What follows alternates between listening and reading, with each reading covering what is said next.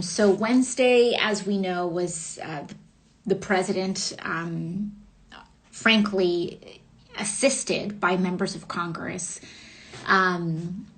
incited an attack on the United States Capitol. This is known as an act of insurrection, an act of sedition. And frankly, he is a traitor to our country, a traitor to the United States. And I don't really think that there's any other way you can put it. There is no other way to really there's no other way to put it.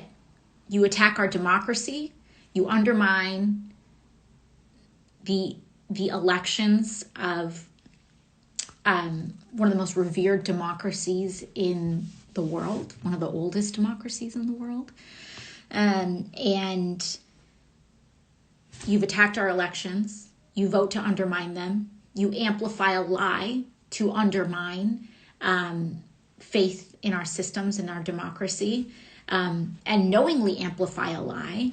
And if you are Senator Ted Cruz, or if you're Senator Josh Hawley, and frankly, if you're many members of Congress, you cast that vote not out of genuine belief, but you cast it out of political ambition. And that is what they did. They incited an attack on the Capitol, and many members of Congress were almost murdered. Many congressional staffers were almost killed. Many children of members of Congress were there.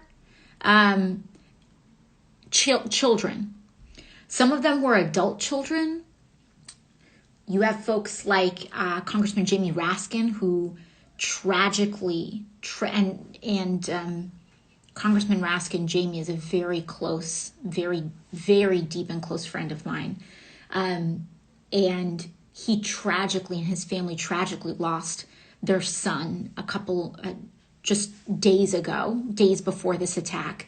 And his daughters were with him in the Capitol days after that trauma.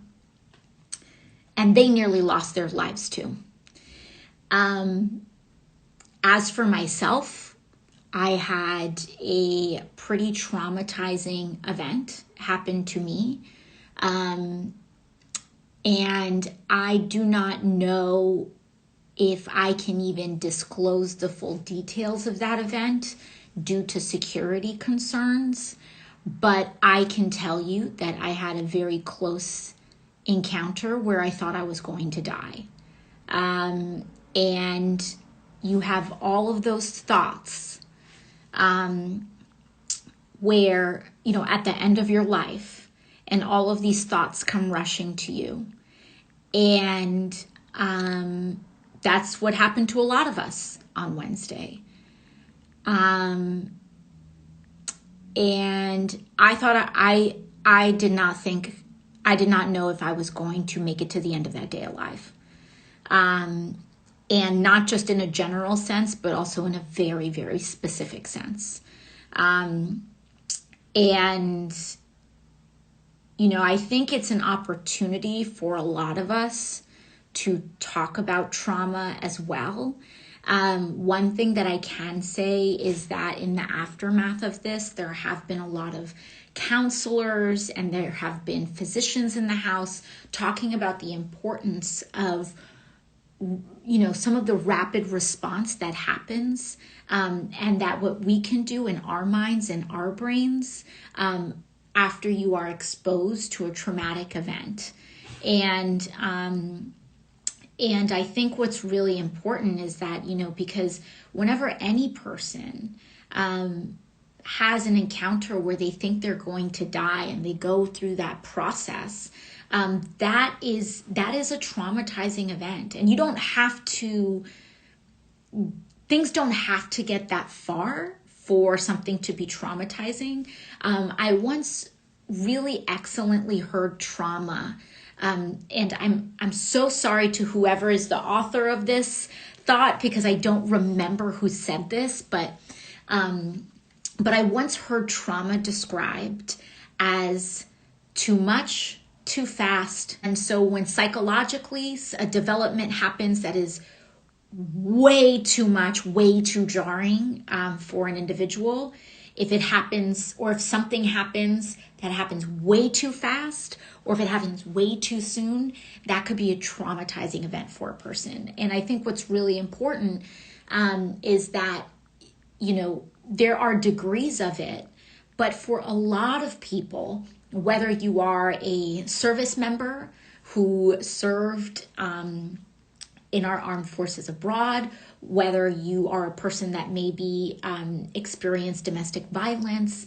any traumatizing event at all Wednesday's events could have been very triggering for you too. And you don't have to have been there. You could have just seen it on TV. You could have just heard about it.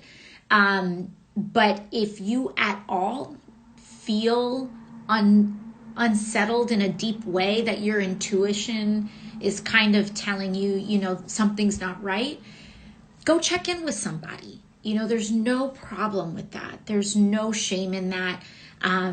It's healthcare. Mental health care is healthcare, which is why we fight for mental health care to be included in healthcare provisions and bills like Medicare for All. Anyways, all of that is an aside. I want to cut straight to the chase. Wednesday was an extremely traumatizing event. And it is not an exaggeration to say that many, many members of the House were nearly assassinated. It's just not an exaggeration to say that at all. We were very lucky that things happened within certain minutes that allowed members to escape the House floor unharmed. But many of us nearly and narrowly escaped death. And it's also extremely traumatizing. And what was also traumatizing was how unsettling that day was, because there was a sense that something was wrong. And obviously with the violence, but there was a sense that something was wrong from the inside. As we saw, there were members of Capitol Police who were quite heroic. We have many officers and, there were also Black and brown officers that were confronting white supremacists and putting themselves not just to protect members, but they put themselves in harm's way on the front line, facing the racist violence of white supremacists ordered by Donald Trump to attack the Capitol. And so there were those acts of heroism. But next to that, there was also acts of betrayal. And to run in the Capitol, in our nation's capital, and not know if an officer is there to help you or to harm you is also quite traumatizing. I know I myself, there was a member, or rather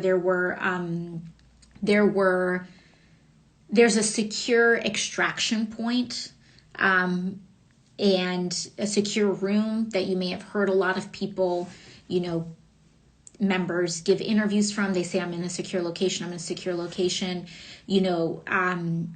Republican members of Congress didn't wear masks. They refused to wear masks in that enclosed secure location. And now we are on, just in the last 24 to 48 hours, our third Democratic member of Congress who just tested positive for COVID because they were sheltering in that place. I myself did not even feel safe going to that extraction point because there were QAnon and white supremacist sympathizers and frankly white supremacist members of Congress in that extraction point who I know and who I had felt would disclose my location and allow me to who would create opportunities to allow me to be hurt, kidnapped, etc. And so I didn't even feel safe around other members of Congress. And to be kind of fending for yourself in that way is traumatizing. And frankly, you know, I know for a lot of you, I don't even have to describe it because you've been through it in school lockdowns and you've been through it in false alarms, or if, you know, God forbid, some of you have been through that I hope and I pray that none of you have ever been in a shooting, but if you have been in a shooting, you know what that feels like. And it is no joke, you know, it's no joke. And the, you know, that's what happened Wednesday. Now, what happens now? We know that Donald Trump cannot be president. We know that we cannot wait until January 19th. We cannot wait until January 20th. We cannot wait until Inauguration Day. He cannot be president right now. He should not have been president yesterday. He should not have been president the night of the attack. Because Republicans and the people around him are cowards, they will not do it. And in fact, the secretaries, there is something known as so when people say, how do we get him out? How do we get him out? There are actually several avenues. So through the House and congressionally, there's impeachment. Through the president, through the president's cabinet and the vice president, there's the 25th Amendment. And what the 25th Amendment allows is, what the 25th Amendment allows for is essentially a majority of the president's cabinet and larger portion of the president's cabinet and the vice president have to move forward and declare the president essentially unfit, unwell, and that he must be deposed, or rather he must be removed from office. And